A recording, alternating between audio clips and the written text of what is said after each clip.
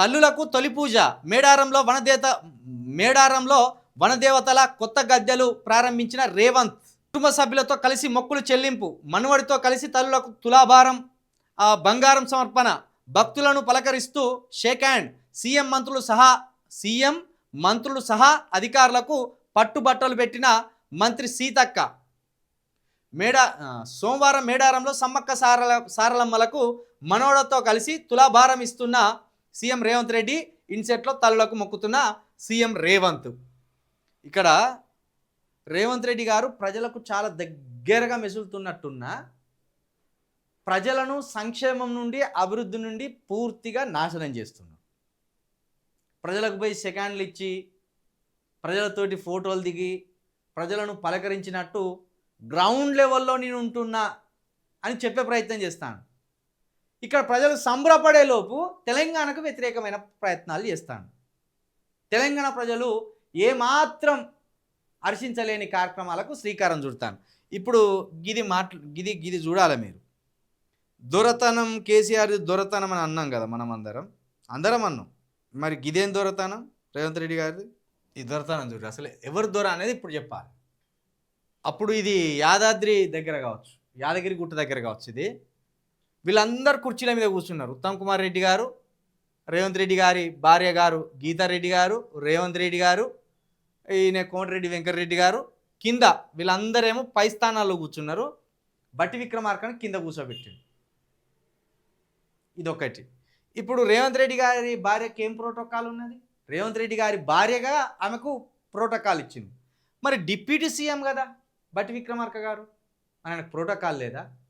పోనీ ఏ రకంగా చూసినా కోమటిరెడ్డి వెంకటరెడ్డి కంటే, ఉత్తమ్ కుమార్ రెడ్డి కంటే పై స్థాయి బట్టి విక్రమార్క గారు.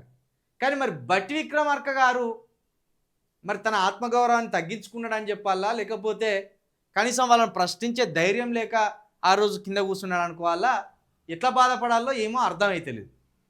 ఆ రోజు రేవంత్ రెడ్డి గారు బట్టి విక్రమార్క గారిని అవమానించింది. ఇక ఈరోజు సమ్మక్క సారలమ్మ మేడారం జాతరకు సంబంధించి మల్ల పీటల మీద రేవంత్ రెడ్డి గారు, రేవంత్ రెడ్డి భార్య గారు, ఉత్తమ్ కుమార్ రెడ్డి గారు వీళ్ళు పీటల మీద కూర్చున్నారు. మన గిరిజన బిడ్డ మంత్రి సీతక్కను కింద కూర్చోబెట్టి ఏకంగా ఏ ప్రోటోకాల్ లేని రేవంత్ రెడ్డి గారి భార్య సీతక్క భుజం మీద చేసింది.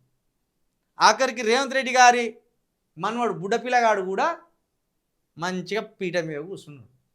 ఇప్పుడు దొరతనం ఎవరిది? తెలంగాణ ప్రజలు గమనించాలి, తెలంగాణ ప్రజలే ఆలోచించాలి. దొరతనం ఎవరిది? దొర అని కేసీఆర్ మీద నిందలేసిండ్రు కదా. దొర పోకట పోతాన్లు, గడీల పాలన చేసిండ్రు, రాచరిక పోకళ్ళు తీసుకొస్తున్నారు కేసీఆర్ గారు అని చెప్పింది. ఇప్పుడు పాపం చూడు, 2 చేతులు ఎత్తి దండం పెట్టినట్ట పని చేసింది ఇప్పుడు మన సీతక్క. అంటే మేము ముందట కూర్చోబెట్టుకోవడం కూడా మా జన్మ ధన్యమైంది అన్నట్టే నేమో అన్నట్టుగా కనబడుతుంది పాపం సీతక్క గారి పరిస్థితి చూస్తే. పట్టు వస్త్రాలు ఇచ్చి రాముల వారికి పంపినప్పుడు, కేసీఆర్ గారి మనవడు పోయినప్పుడు ఎంత దుమ్మెత్తిపోషన్లు కుక్కలు. మరి ఇప్పుడు ఇదేందా? చిన్నపిల్లలాగానే చూడాలి. తన మనవడు కాబట్టి సంతోషానికి అటు ఇటు తిప్పుతున్నారు ముఖ్యమంత్రి గారు. మరి ఆ రోజు కూడా అదే ముఖ్యమంత్రి గారు తన మనవడిని సంతోషం కోసం తిప్పిండి అనుకోవచ్చు కదా. అసలు దొరతనం ఎవరిదో ఇప్పుడు గమనించాలి.